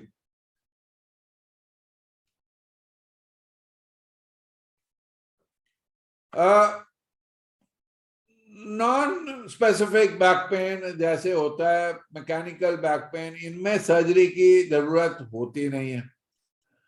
अगर दर्द फैल रहा है पैर में या हाथ में, जैसे रेडिकुलोपैथी कहते हैं, तो थोड़ा चांस ज्यादा बढ़ जाते हैं कि ऑपरेशन की जरूरत पड़ेगी, बट ये भी ज्यादातर बिना ऑपरेशन के ही ठीक हो जाते हैं। पर अगर कुछ कंडीशंस हो, जैसे कि फ्रैक्चर हो गया है, या इन्फेक्शन बहुत फैल गई है, या डिफॉर्मिटी बहुत बढ़ गई है, या स्पॉन्डिलोलिस्थेसिस बहुत तंग कर रही है, तो फिर ऑपरेशन की जरूरत पड़ सकती है। ऑपरेशन में क्या कारण है उसका भी इलाज करना है। जैसे कि अगर डिस्क प्रोलैप्स है तो वो डिस्क दबाव डाल रही है तो उसको निकालना है। अगर इन्फेक्शन है और तंग कर रहा है, नस पे दबाव डाल रहा है, तो उसका उपचार करना है। तो हम जब अगर डिस्क प्रोलैप्स हो तो उसमें 3 तरह के ऑपरेशन हो सकते हैं। एक तो जो हमारी ट्रेडिशनल टेक्निक्स थी, खोल के डिस्क को बाहर निकालना अंदर जाके। अब दूसरा है माइक्रोस्कोप के नीचे माइक्रो डिस्केक्टमी कर सकते हैं। तीसरा है कि दूरबीन से एंडोस्कोपिक डिस्केक्टमी भी कर सकते हैं। तो ये आप देख रहे हैं कि एंडोस्कोपिक डिस्केक्टमी कैसे एक तार डाल के उस पे मसल्स को डायलेट करके एक ट्यूबुलर रिट्रैक्टर डाल के उसमें एक कैमरा और लाइट सोर्स फिट करके हम बड़ी बड़ी सर्जरीज कर सकते हैं। हम लंबर फ्यूजन सर्जरीज भी, मतलब इंस्ट्रूमेंटेशन फिक्स भी कर सकते हैं रीढ़ की हड्डी को। तो ये मिनिमली इन्वेजिव टेक्निक्स हैं जो हम आराम से कर सकते हैं। और मिनिमली इन्वेजिव टेक्निक्स का फायदा ये है कि इसमें मसल्स को चीरना नहीं पड़ता, मसल्स को खाली डायलेट करते हैं। और हम सब ने अभी बात की थी कि मसल्स को बनाए रखने की क्या क्या महत्व है उसका। तो मिनिमली इन्वेजिव टेक्निक्स का ये फायदा होता है। बाकी रोबोटिक सर्जरी भी हम combines both the robotic technology with the navigation। आप देख रहे हैं ये नेविगेशन गाइडेड, ये रोबो लगा हुआ है। Beauty of this robo is that और नेविगेशन गाइडेड रोबो में हम interface with देख the सकते हैं कि हमारा so that they act as one unit। Crew कहाँ जा रहा है वो देख सकते हैं। Then that becomes तो पहले हम एक तरह से वहीं पे ऑपरेशन थिएटर में एक once you have attached the robot to the patient, CT scan की तरह होता है वो, हम safe area in which the robotic उससे स्कैन लेके उससे रोबो में इंटीग्रेट करके आप देख रहे हैं ये कैसे नेविगेशन से फीडबैक से देख सकते हैं। ये ओआम की तस्वीर है, कैसे उससे एक तरह से ऑपरेशन थिएटर में हम सीटी स्कैन करके कर सकते हैं। तो कुछ ऑल्टरनेटिव्स होते हैं, जैसे कि लंबर डिस्क रिप्लेसमेंट के भी ऑल्टरनेटिव्स, मतलब लंबर डिस्क रिप्लेसमेंट एक ऑप्शन है, नॉन फ्यूजन टेक्नोलॉजी है। उसी तरह हमें इंटरस्पाइनस डिवाइसेस भी होते हैं, डायनामिक स्टेबलाइजेशन होती है, जैसे आप यहाँ देख पा रहे हैं, है ना। तो ये कई नॉन फ्यूजन टेक्नोलॉजीज भी आजकल काफी सफल हुई है। अगर ऑस्टियोपोरोटिक कंप्रेशन हो, दर्द बहुत हो, आराम नहीं आ रहा हो, तो वहां सीमेंट भी डाल सकते हैं, ठीक है, इसको हम वर्टिब्रोप्लास्टी कहते हैं। पर अगर हम सीमेंट डालें और वो लीक कर सकता है, इसलिए अगर पहले बैलून से वहां जगह बना लें और फिर सीमेंट डालें तो इसे बैलून काइफोप्लास्टी कहते हैं। इसमें सीमेंट के लीक होने के चांस और कॉम्प्लिकेशंस होने के चांस बहुत कम हो जाते हैं, इसे काइफोप्लास्टी कहते हैं। तो हमने अभी तक इलाज के बारे जाना कि कैसे हम दर्द का उपचार करें, ठीक है। तो उसके लिए चाहे फार्माकोलॉजिकल ट्रीटमेंट है, चाहे और जैसे सेकना, मलहम लगाना, दवाइयां लेना, ठीक है, फिजियोथेरेपी करवाना, अगर नहीं आराम आ रहा दवाइयों से जो तो इंजेक्शन लग सकते हैं रीढ़ की हड्डी में, ना आराम आए तो ऑपरेशन पे जाना पड़ सकता है। दूसरा भाग है इलाज का कि आगे दोबारा होने की संभावना को कम करना। क्यों कह रहे हैं संभावना कम करना? क्योंकि ये रीढ़ की हड्डी का दर्द हमेशा के लिए, कमर का दर्द हमेशा के लिए गायब हो जाएगा ये कोई नहीं कह सकता। जैसे कि जुकाम कभी भी दोबारा हो सकता है, कमर का दर्द भी उतना ही आम है, वो भी दोबारा हो सकता है, पर उसके चांस कम कर सकते हैं हम। उसके लिए हमें जो प्रीडिस्पोजिंग फैक्टर्स हैं उनको हटाना पड़ता है। उसके लिए जैसे हमने पहले बात की थी शारीरिक कंडीशनिंग एक्सरसाइजेस, तो वो बहुत अहम योगदान देती हैं। तो जनरल कंडीशनिंग एक्सरसाइजेस करना, कमर के एक्सरसाइजेस भी कर सकते हैं, पर ये उतना इम्पोर्टेंट नहीं है जितना कि हमारी जनरल कंडीशनिंग एक्सरसाइजेस। उसके साथ मतलब जीवन शैली में ठीक पोस्चर रखना बहुत जरूरी है ना। अगर पोस्चर गलत होगा तो हमने बात की थी कैसे कर्व्स पे तनाव आने से दर्द बढ़ सकता है। उसी तरह अगर कोई टेंशन है, सोच है, ठीक है, तो उसको भी दूर करना। वैसे भी अगर दर्द लंबा चलता है तो उससे भी टेंशन होती है, पर ये समझाना अपने आप को बहुत जरूरी है कि इससे मेरे को नुकसान ही हो रहा है। तो ये भी एक बहुत अहम भाग है इलाज का। तो हमने देखा कि कैसे दोबारा होने का चांस कम करने के लिए हम प्रीडिस्पोजिंग फैक्टर्स को हटा सकते हैं। अब कुछ मिथ्या हैं, मिथ्स हैं, है ना। पहला हमने बात की कि अगर कमर का दर्द हो तो बिस्तर में ही रहिए, ये भी एक मिथ है। राहत लाने के लिए आपको डॉक्टर की प्रिस्क्रिप्शन की जरूरत पड़ेगी, ये भी एक मिथ्या है। सर्जरी से दूर रहे, उसके बहुत खराब परिणाम हो सकते हैं, ये भी एक मिथ है। बल्कि जब सर्जरी की जरूरत हो तो सर्जरी ना करने के ज्यादा दुष्परिणाम हो सकते हैं, ना कि सर्जरी करने के कहीं ज्यादा। बल्कि बाकी गतिविधियों मतलब ज्यादा मेहनत मत करो, जीवन शैली रिस्ट्रिक्ट करो, आप कभी भी पहले जैसी जिंदगी में नहीं आ सकते हैं, ये सारे मिथ्या हैं। तो दोस्तों, हमने सलाह मशवरा किया और हमने चर्चा की कमर के दर्द के बारे। पर आपको याद होगा हम सोच रहे थे कि क्या गलत हुआ इस 29 वर्षीय सॉफ्टवेयर पेशेवर के साथ, क्यों बार बार उसको डॉक्टर के पास जाना पड़ा और दर्द का निवारण नहीं हुआ। तो दोस्तों, अब आप समझ गए होंगे कि उसके दर्द का इलाज हुआ, पर कारणों का और प्रीडिस्पोजिंग फैक्टर्स को अनदेखा कर दिया गया। लंबे समय तक बिस्तर पर आराम करने की सलाह दी गई, जबकि हमने देखा कि उससे मांसपेशियां और कमजोर हो जाते हैं। तो ये कारण थे क्यों वो दर्द बार बार उनमें तंग कर रहा था। तो इस सेशन से ये संदेश आप घर लेके जाएं कि कमर का दर्द दूसरी सबसे आम बीमारी है। अगर हम आसीन या गतिहीन जीवन शैली रखें, सेडेंटरी लाइफस्टाइल रखें और खराब मुद्रा या गलत पोस्चर रखें, तो कमर का दर्द आपको सताने का चांस बढ़ जाएगा। और यही कारण है कि क्यों कमर का दर्द एक वैश्विक महामारी की तरह फैला हुआ है।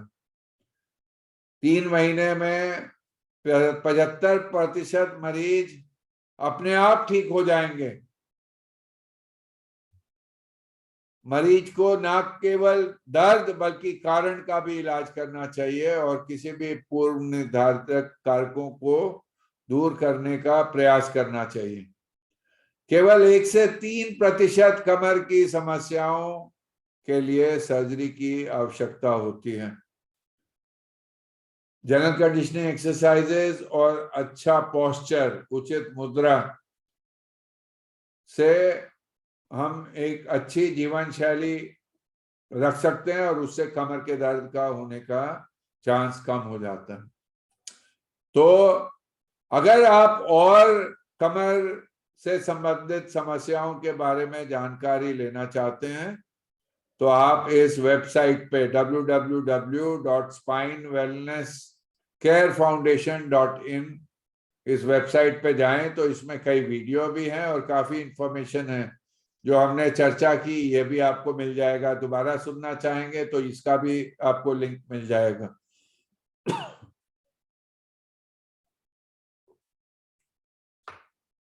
दोस्तों, स्पाइन वेलनेस और केयर फाउंडेशन के सौजन्य से आज हमने ये वेबिनार किया और ये इसके बारे आप जान सकते हैं ना खाली वेबसाइट से बल्कि फेसबुक, यूट्यूब और इंस्टाग्राम से भी।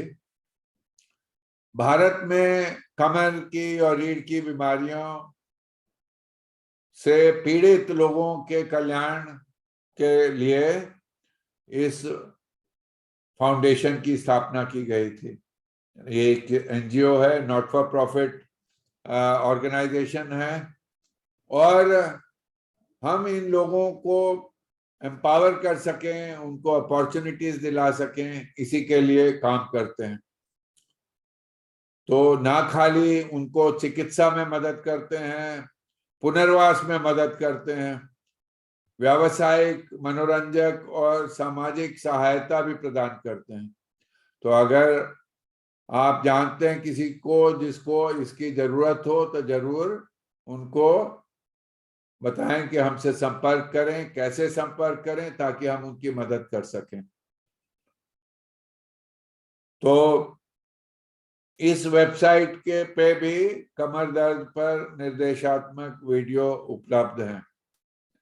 दोस्तों, नेल्सन मंडेला जी ने कहा था कि ये हम पे है कि हम एक कैसे बेहतर सोसाइटी बना सकें सब लोगों के लिए जो जीते हैं इस विश्व में। आइए रीढ़ की सेहत और देखभाल में सुधार और रीढ़ की बीमारी से राहत पाने के लिए हम सब हाथ मिलाएं। धन्यवाद, धन्यवाद। अब अगर आप सबके कुछ प्रश्न हैं तो जरूर हम उन पे चर्चा करेंगे। चैट बॉक्स में पहले जो प्रश्न हैं उनके बारे हम चर्चा करेंगे और उसके बाद हम अगर कोई अभी लाइव कोई प्रश्न पूछना चाहें तो हम उसके बारे भी चर्चा कर सकेंगे। एक प्रश्न है कि क्या डिस्क अपने आप भी ठीक हो जाती है? अगर जो हमने बात की थी कि अगर जो जेली है अगर वो पीछे सरक जाती है तो क्या अपने आप भी ठीक हो जाती है? हाँ, जैसे कमर का दर्द है वैसे डिस्क प्रोलैप्स भी 95% लोगों में अपने आप वो ठीक हो जाएगा, अपने आप या इलाज से।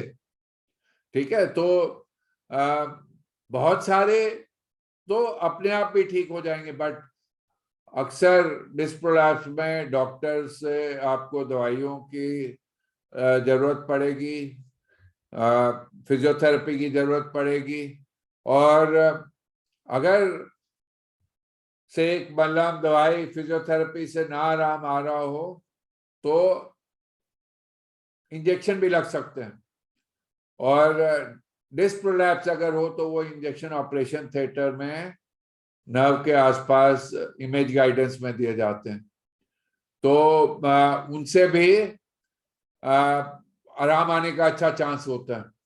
तो कई लोगों में हमने देखा कि वो कई जगह इलाज कर हमारे पास पहुंचे और बोले कि आराम नहीं आया, तो जब हम उनको बोलते हैं कि एक कंजर्वेटिव ट्रीटमेंट का ट्रायल दे, तो वो कहते हैं हम तो 4 महीनों से इलाज कर रहे हैं पर फिर भी आराम नहीं आया। पर ये बहुत जरूरी है समझना कि दवाइयां क्या ठीक डोज से ली, क्या एक तरह से कॉम्प्रिहेंसिव कंजर्वेटिव ट्रीटमेंट आपने ठीक तरह से किया। अगर नहीं किया तो जरूरी नहीं है कि आपको अच्छा आराम आएगा, तो जरूर एक बार एक अच्छा कंजर्वेटिव ट्रायल लें जिसमें हर कुछ का इस्तेमाल करें, ताकि आपको कमर के दर्द से आराम आने का अच्छा चांस हो जाता है। और 80% लोगों में कंजर्वेटिव प्रोटोकॉल से ही आराम आ जाना चाहिए, चाहे वो डिस्क प्रोलैप्स हो चाहे कमर का दर्द हो। बाकी 15% में इंजेक्शन से आराम आ जाता है, और 5-1% में ही खाली ऑपरेशन की जरूरत पड़ती है। एक दूसरा सवाल है कि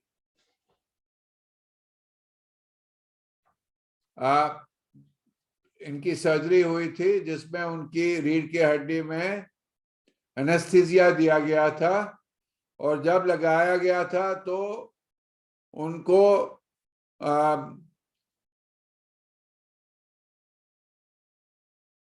ठीक से इंजेक्शन शायद नहीं लग पाया, और उसके कारण उनको ये एक दर्द रहती है। तो वो तो बिल्कुल प्रश्न क्लियर नहीं है, अगर आप चाहें तो आप लाइव भी ये प्रश्न पूछ सकते हैं। शायद आप 36 वर्ष के हैं, और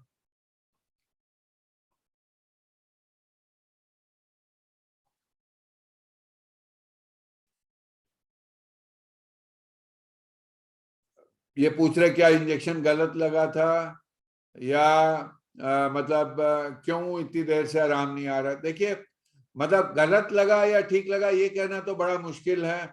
अगर कोई भी इंसान मतलब ये नहीं कह सकता कि मैं अगर कुछ प्रोसीजर करूंगा तो उसमें कोई साइड इफेक्ट नहीं हो सकता, है ना, कोई एडवर्स इफेक्ट नहीं हो सकता, क्योंकि अगर 100% परफेक्शन तो खाली भगवान में होती है। तो ये ठीक लगा कि नहीं, ये इसके बारे अब हमें सोचने के बजाय हमें ये देखना है कि कैसे आपको राहत दी जाए। तो वो जरूर हो सकता है, जरूर एक स्पेशलिस्ट को कंसल्ट करें और उससे आपको आराम आने का जरूर चांस। कोई मतलब आजकल तो एडवांस टेक्नोलॉजी इतनी है, अगर आपको सर्जरी से भी आराम नहीं आया तो भी कई हमारे पास ऑप्शंस होते हैं, और लास्ट रिजॉर्ट हमारे पास स्पाइनल कॉर्ड स्टिमुलेटर का भी होता है, जिससे हम दर्द से आराम दे सकते हैं आपको।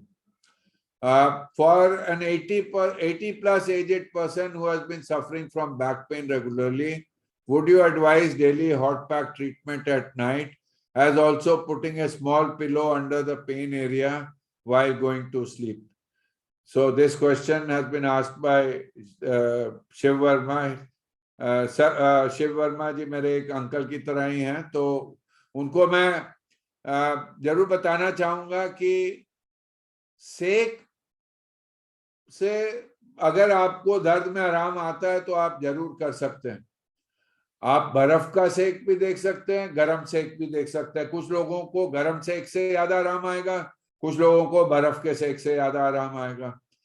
पर आमतौर से देखा गया कि जब बहुत तेज दर्द हो तो पहले 48 घंटे में बर्फ का सेक से ज्यादा आराम मिलेगा, और बाद में जब क्रॉनिक हो जाता है दर्द तो गर्म सेक से ज्यादा आराम आता है। तो आप पर ये जनरलाइज नहीं किया जा सकता, आप ट्रायल एंड एरर से देखें कि आपको किसमें ज्यादा आराम मिलता है, गर्म सेक से या बर्फ के सेक से, और ये लंबा किया जा सकता है। खाली ध्यान ये देना है कि कई बार इतना सेक करते हैं कि वो थोड़ा उसमें बर्न भी आ जाता है, तो वो जरूर आपने ध्यान रखना है कितनी हीट आप अप्लाई करते हैं। रविंदर जी कहते हैं कि 2 साल पहले इनको स्लिप डिस्क हुई थी, अभी कोई कमर का दर्द नहीं है, थोड़ा दाहिने अंगूठे में इनको सुन्नपन है आज तक भी, मैं क्या कर सकता हूँ?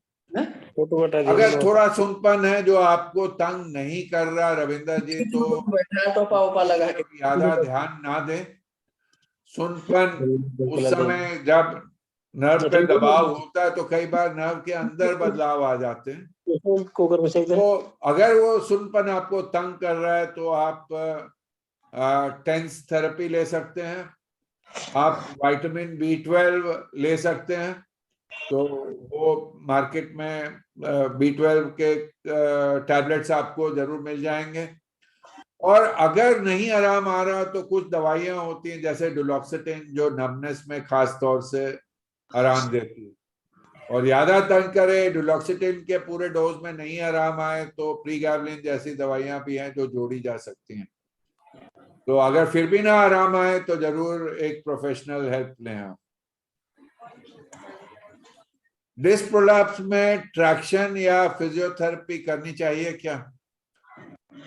तो फिजियोथेरेपी के लोग उसको 2 तरह से समझते हैं, एक तो डीप हीट थेरेपी जैसे कि short wave diathermy, microwave diathermy या टेंस थेरेपी, ये सारे तो कैसा दर्द है उस हिसाब से आप डीप हीट थेरेपी या टेंस थेरेपी जरूर ले सकते हैं।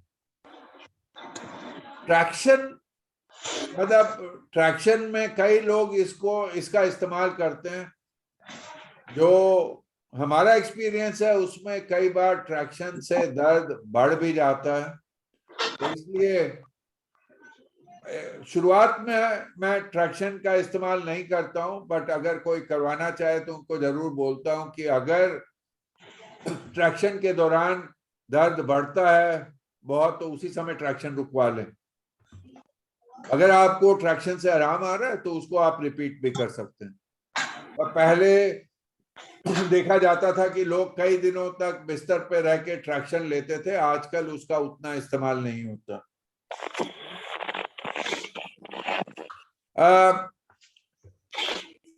एक और मतलब सवाल है ब्रजेश जी से, जो कहना चाहते हैं कि इनके पिताजी के डिस्क में कंप्रेशन था और उसको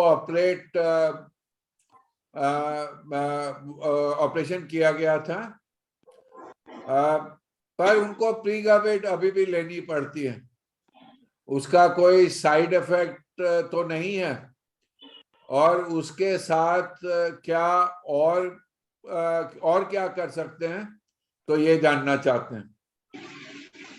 देखिए, जब उम्र बढ़ती है तो एक कंडीशन होती है लंबर कैनाल स्टेनोसिस, जैसे हमने बात की थी, उम्र के बदलाव से वो बीच की मोरी जहां सारी नसें आ रही हैं, स्पाइनल कॉर्ड आ रही है, या स्पाइनल कॉर्ड जब खत्म होती है L1 वर्टिब्रा पे, उसके नीचे सारी नर्व्स इकट्ठी आ रही हैं, तो उन पे दबाव आने से और वो जो नर्व जो उस जगह फोरामेन से निकल रही है उस पे दबाव आने से जो दर्द है वो पैरों में फैलने लगती है, और जैसे आप बढ़ाते हैं तो दर्द बढ़ती जाती है, और थोड़ी देर के बाद आपको दर्द इतनी बढ़ जाती है पैरों में कि आपको वहीं रुकना पड़ता है, बैठना पड़ता है।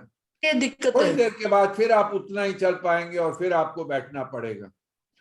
और एक लंबर कैनाल स्टेनोसिस में टिपिकल सिम्टम्स ये होते हैं कि समय के साथ, टाइम के साथ जितना आप चल पा रहे हैं वो धीरे धीरे कम होता जाता है।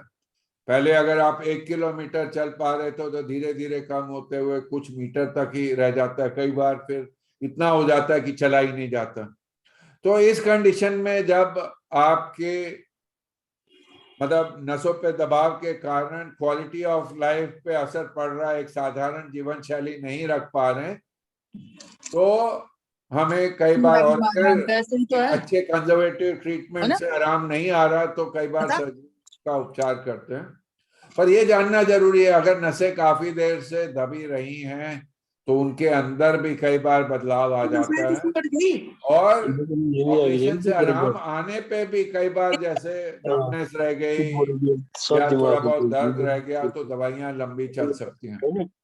तो प्रीगैबलिन लंबी चलाई जा सकती है। इसके साइड इफेक्ट्स में वाटर रिटेंशन, ड्राउजीनेस, गिडीनेस मतलब नींद, चक्कर, कई बार मतलब शरीर में वाटर रिटेंशन हो जाना या रैश हो जाना, ऐसी कॉम्प्लिकेशंस हो सकती हैं।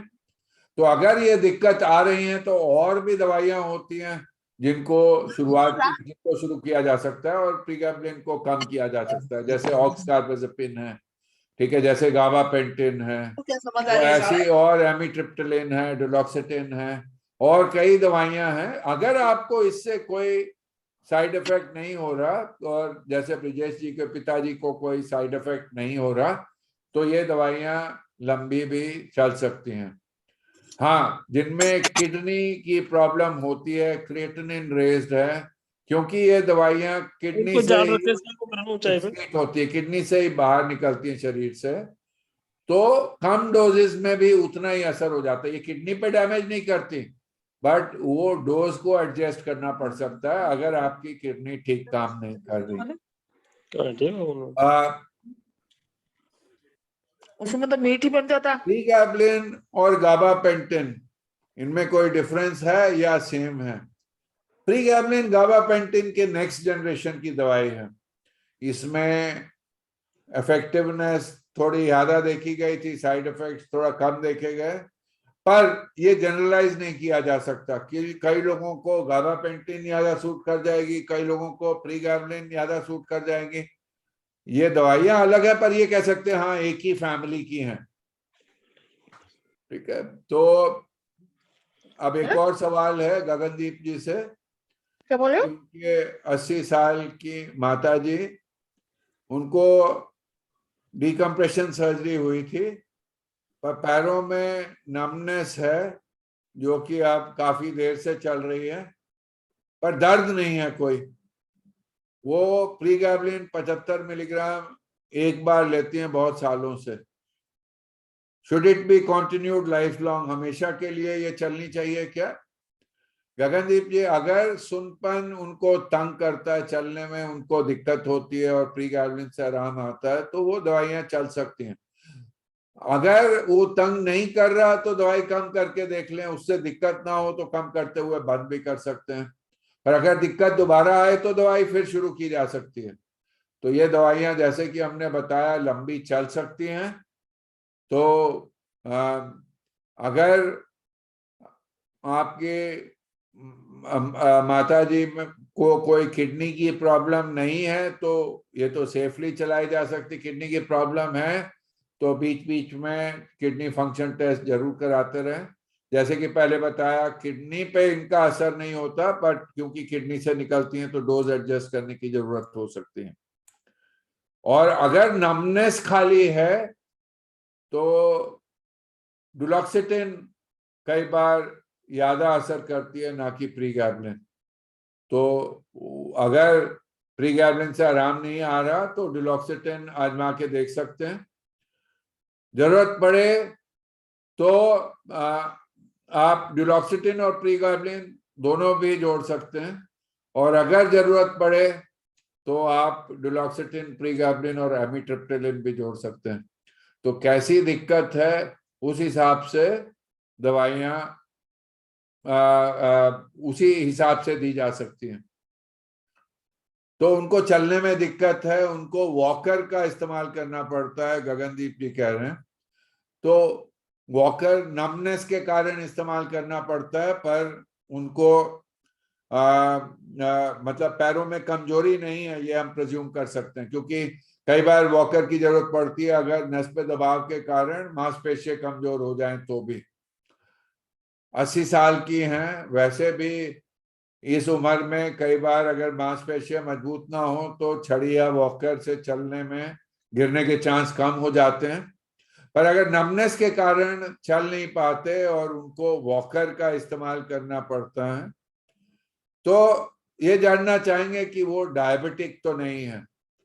कई बार डायबिटीज में भी नसों पे असर होता है और उसके कारण भी सुनपन आ सकता है।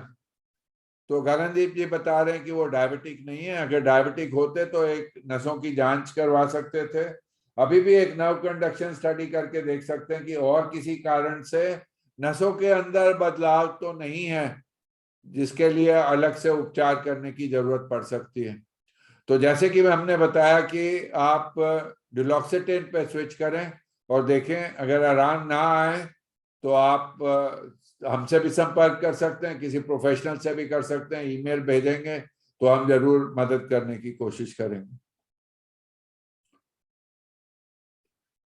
डुलोक्सिटिन की डोजेज 20 मिलीग्राम से शुरू करते हैं और ये सारी दवाइयां चाहे प्रीगाबलिन हो, गाबापेंटिन हो, डुलोक्सिटिन हो, क्योंकि इन सब से 8 से 9% में नींद, चक्कर, तंग कर सकते हैं, तो इसलिए हमेशा सुझाव होता है कि पहले एक टैबलेट से शुरू करें। जैसे डुलोक्सिटिन के 20 मिलीग्राम की टैबलेट से शुरू करके आप रोज एक टैबलेट बढ़ा सकते हैं, या उसमें अगर हल्के साइड इफेक्ट हो रहे हो तो आप वेट कर सकते हैं बढ़ाने के लिए, और एक एक करके आप टैबलेट बढ़ा सकते हैं। ठीक है, अगर बढ़ाने में नींद, चक्कर, तंग करते हैं तो डोज दोबारा कम कर सकते हैं, फिर और दवाइयां हम जोड़ सकते हैं। दिक्कत नहीं आती तो आप बढ़ा सकते हैं जब तक आपको, मतलब आपको या आपके परिवार में जिसके लिए भी दवाई चल रही हो उनको आराम अच्छी तरह से नहीं आता।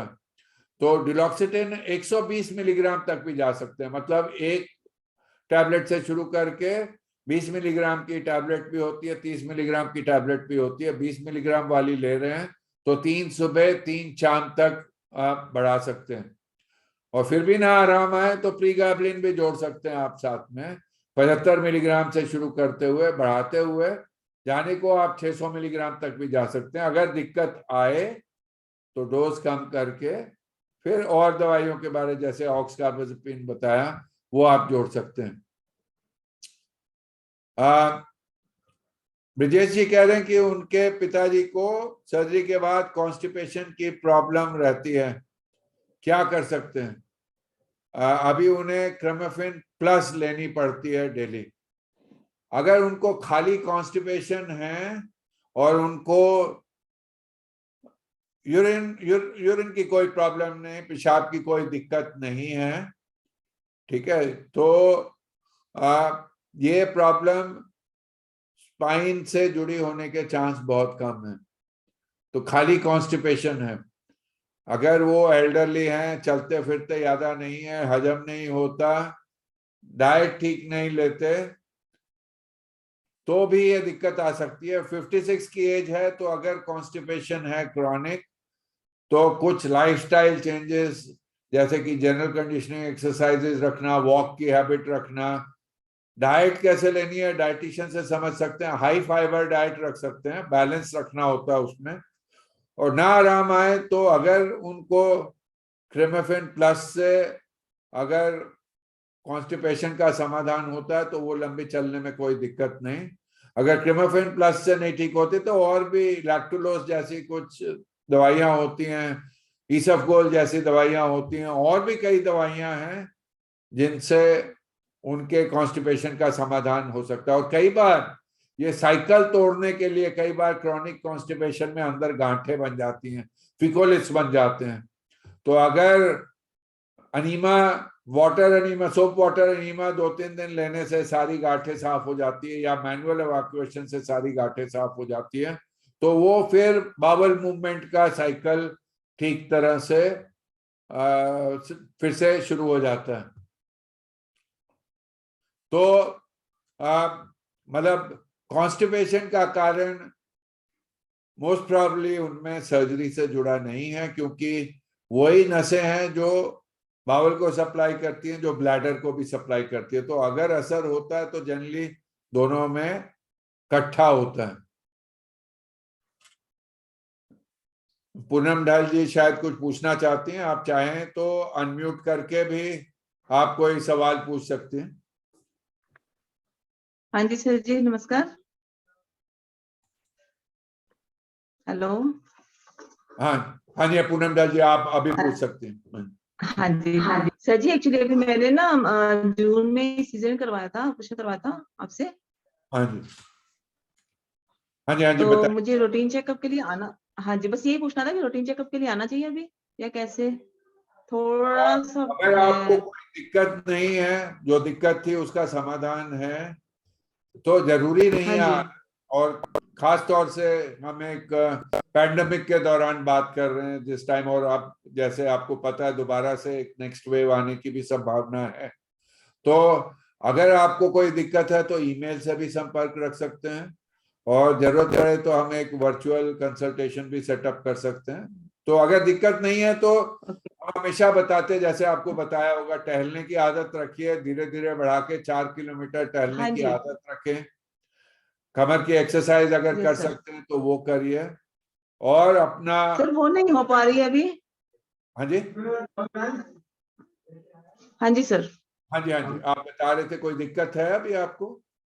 हाँ जी, दिक्कत ना एक्चुअली जो स्टिचेस है ना मेरे, जहाँ पे स्टिचेस लगे थे मेरे बैक पे, हाँ। उसकी साइड हिप्स में राइट साइड पे काफी टाइटनेस है, जैसे वो होता है ना, बहुत ज्यादा स्ट्रेच होता है उसमें, पूनम जी, आर्म्स में आपके भी और पास लेग्स में हमारा भी। ईमेल आईडी है और फोन नंबर भी है राहुल का, तो हाँ जी आप जरूर फोन करके, हाँ आप जी। चाहेंगे तो कल ही हम आपके साथ वर्चुअली इंटरेक्ट करके इसका समाधान जरूर निकाल सकेंगे। ठीक है, okay sir, thank you so much. आप चाहे आज ही राहुल से बात करके कल का टाइम फिक्स कर लेंगे। हाँ जी हाँ जी। Okay sir, okay sir, thank you okay जी, सर। नमस्कार। ओके नमस्कार जी। अभी चल कितना पा रहे हैं आप?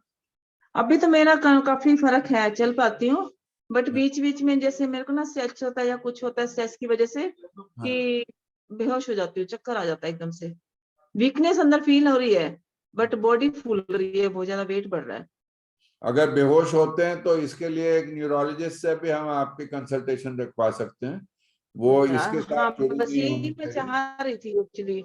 हाँ। हाँ तो जी तो हाँ जी सर। मतलब ये एक आम प्रश्न होता है कि आजकल कोविड का टाइम है, तो बाहर निकल हाँ नहीं जी सकते, तो सर। इसलिए हमने टहलने की आदत नहीं रखी।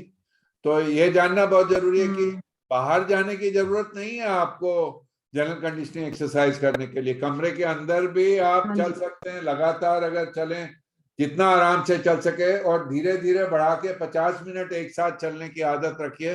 तो ये ना खाली कमर के लिए अच्छी है, ये प्रक्रिया पर आपके हार्ट के लिए, मेटाबॉलिज्म के लिए, शुगर मेटाबॉलिज्म के लिए, हर चीज के लिए ये एक अच्छी एक्सरसाइज है।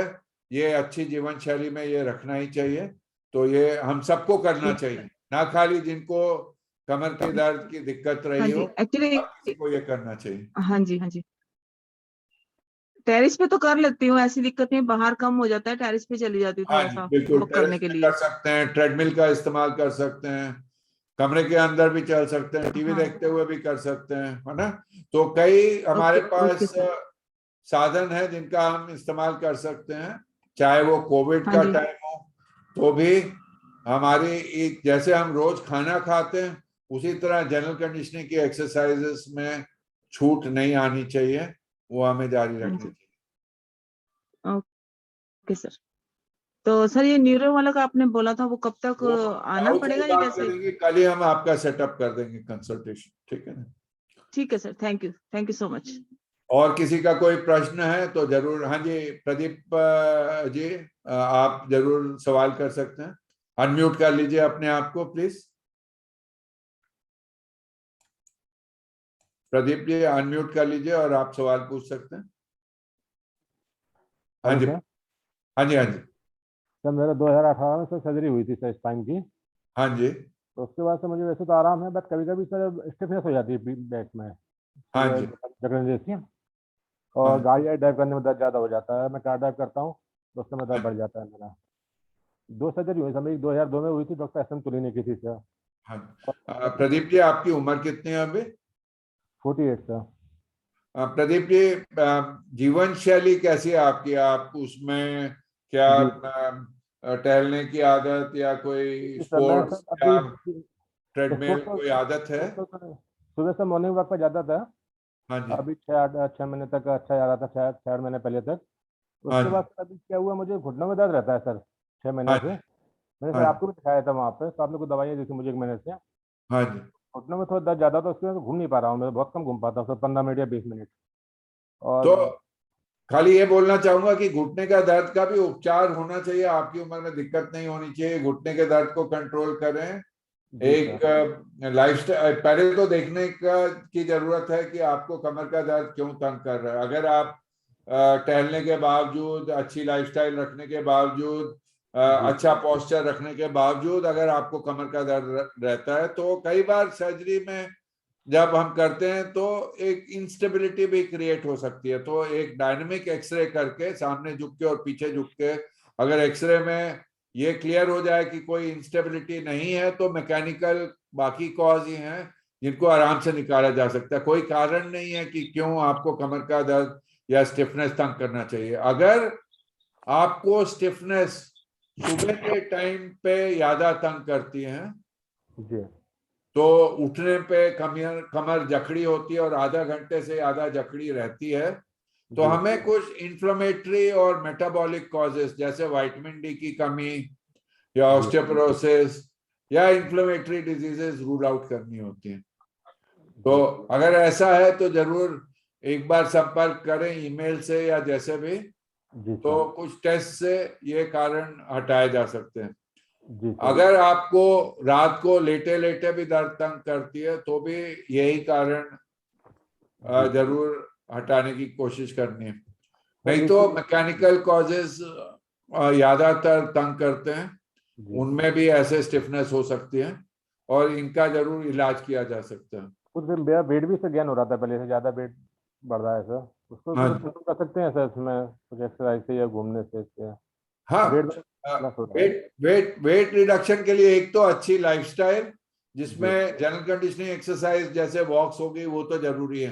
पर जी मतलब ये देखा गया रिसर्च से कि अगर आप डाइट मॉडिफिकेशन करवाएं एक प्रोफेशनल डाइटिशियन की मदद से, जी मतलब डाइट कम नहीं करना, मॉडिफाई करनी है, तो जी वो आपको आपको संतुष्ट भी रखेंगे खाने पीने के मामले में, बट आपके वजन में भी कमी आएगी। क्या खाते हैं उसको जी कंट्रोल करके। जी सर। बस सर घुटनों के लिए पूछना था मुझे, घुटने के लिए सर साइकिलिंग कर सकते हैं, जो स्टैंडिंग साइकिलिंग होती है सर, वो उसके आराम मिलेगा मुझे? जो ब्रेस की बात कर रहे हैं? नहीं सर, स्टैंडिंग साइकिलिंग जो होती है घर पे कर सकते हैं अपन, हाँ जी, हाँ जी, हाँ जी, बिल्कुल बिल्कुल कर सकते तो घूमने नहीं जा पा रहा हूँ मैं, हैं। हाँ तो जी, घूमने के लिए मेरा कम हो पाता, 10 से 15 नहीं मिनट नहीं, घूम पाता हूँ। साइकिलिंग जरूर कर सकते हैं, वो घुटने के लिए बहुत अच्छी एक्सरसाइज है। और पर पैर भी मजबूत हाँ, होंगे, पैर वो भी मजबूत होंगे कमर उससे। के लिए उतनी अच्छी नहीं है, पर घुटने के लिए स्टेशनरी साइकिलिंग बहुत अच्छी एक्सरसाइज। लेकिन सर मेरा बैक पेन तो नहीं बढ़ जाएगा उससे सर? बैक पेन बढ़ जाए इससे कहीं साइकिलिंग करने से? नहीं, अगर आप मतलब पोस्चर ऐसा ठीक रखें, सपोर्ट रख सकें बैक की, पीछे साइकिल पे कुछ लगा लें ताकि सपोर्ट जी मिले बैक को, जी और शुरू में उतना ही करें जितने में आपको दिक्कत ना हो, और धीरे धीरे बढ़ाएं, तो ऐसी कोई दिक्कत आनी नहीं चाहिए आपको। जी सर। जी मैं सर आता हूँ सर चेकअप के लिए वहाँ पर दिल्ली सर, टाइम देखिए sir. Sure ji. Okay sir, thank you sir. तो अगर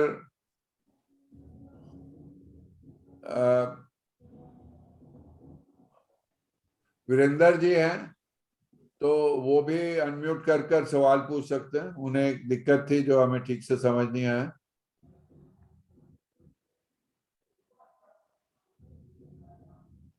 अगर अभी और किसी को कोई सवाल हो तो जरूर पूछ सकते हैं, नहीं है तो फिर भी बाद में आपको कोई ध्यान आए तो जरूर हमसे ईमेल से संपर्क करके आप अपने कोई भी सवाल आप पूछ सकते हैं। तो एक फीडबैक फॉर्म भी हम आपको भेजेंगे, कैसा आपको ये सेशन लगा, जरूर अपनी राय देंगे ताकि हम आगे के लिए हम इस इंटरेक्शन को और बेहतर बना सकें।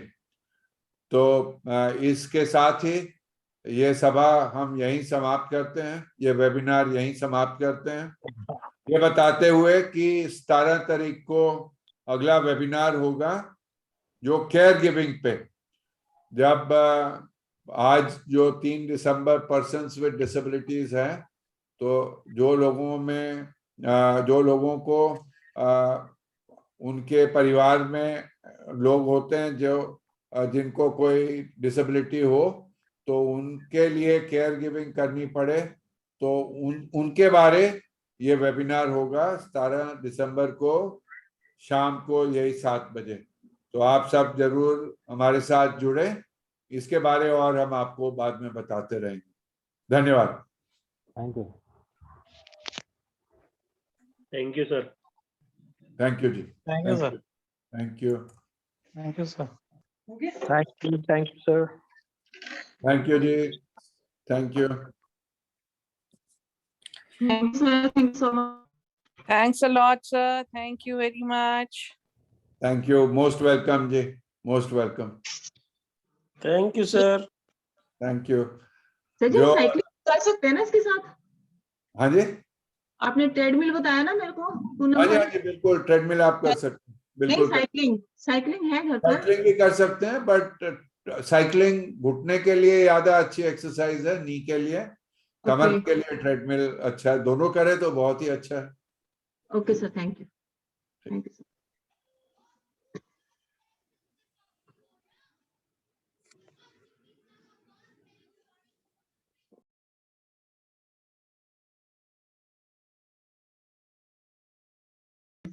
क्या निकला कंक्लूजन?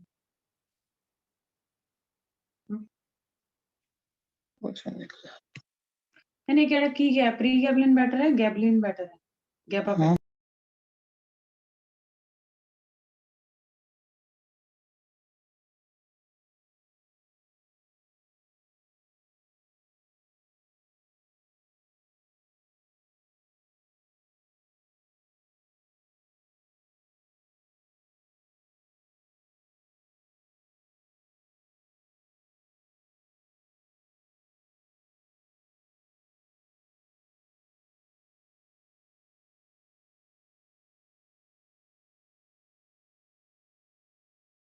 दर्द एक बहुत ही कॉमन प्रॉब्लम है।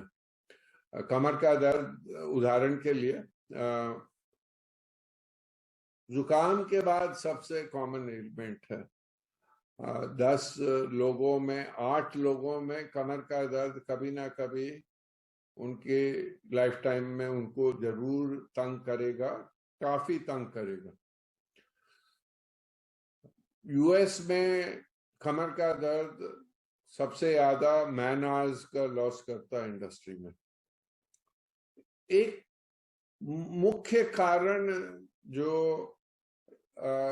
कमर का दर्द इस महामारी की तरह फैल गया है उसका है कि हमारा लाइफस्टाइल बहुत बदल गया। वो एक तो लाइफस्टाइल सेडेंटरी हो गया।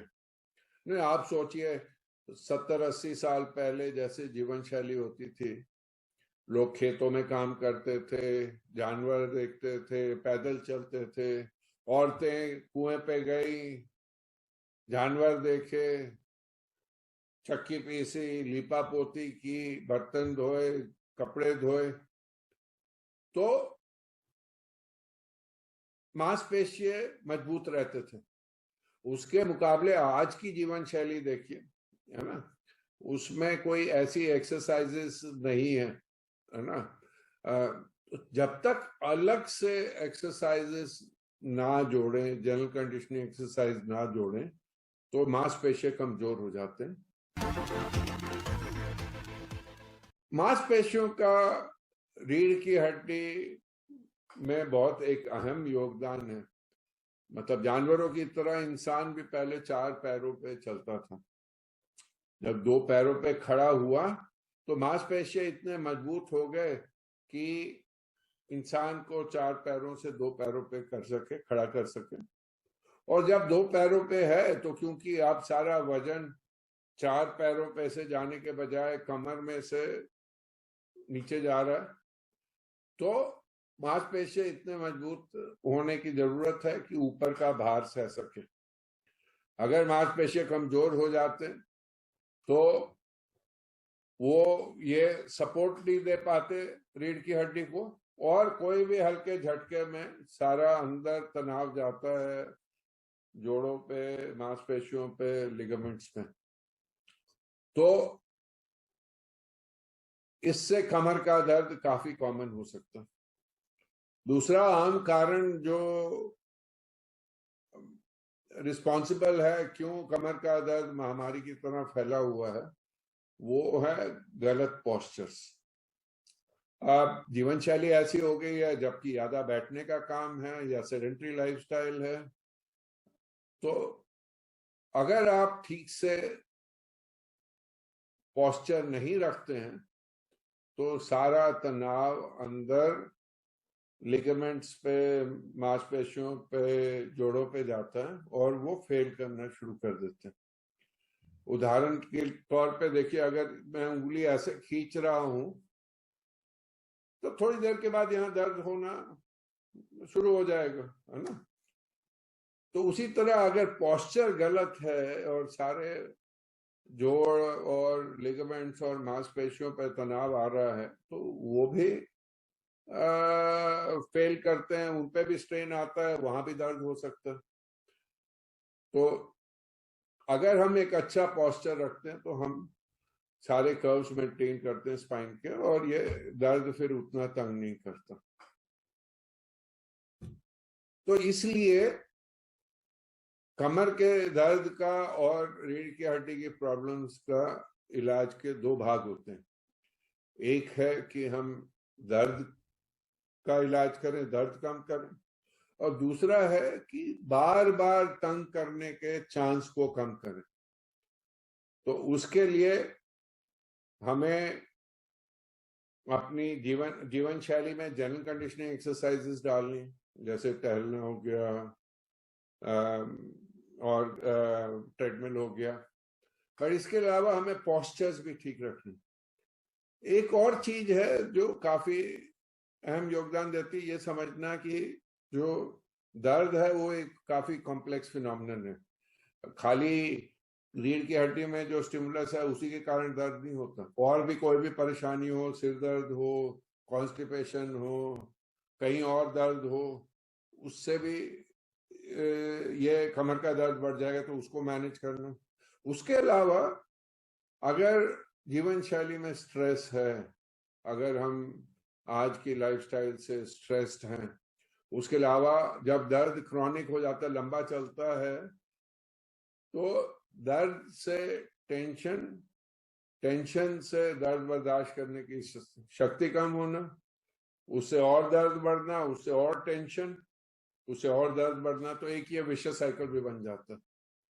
तो क्रॉनिक पेन में खास तौर से जब तक हम माइंड पे ये जो विशियस साइकिल बन जाता है, जिसके कारण माइंड पे इफेक्ट होता है, उसको ना ब्रेक करें तो ट्रीटमेंट के आउटकम्स ठीक नहीं होंगे, आप ठीक होने का चांस कम हो जाएगा। तो इसीलिए ना खाली शारीरिक प्रॉब्लम को हमें कोई एक हल निकालना है, बट साथ में अगर हमारे माइंड रेस्टलेस है तो उसको भी हमें मैनेज करना उतना ही इम्पोर्टेंट है, ताकि हम अच्छे आउटकम्स ला सके। तो ये हमें ध्यान में रखना बहुत जरूरी है, नहीं तो इलाज का उतना अच्छा असर नहीं होगा। तो उम्मीद है आप सब इसको अच्छी तरह समझ चुके होंगे, और ये समझना जरूरी है ताकि हम इलाज में पूरा सहयोग कर सकें अपने भलाई के लिए। धन्यवाद।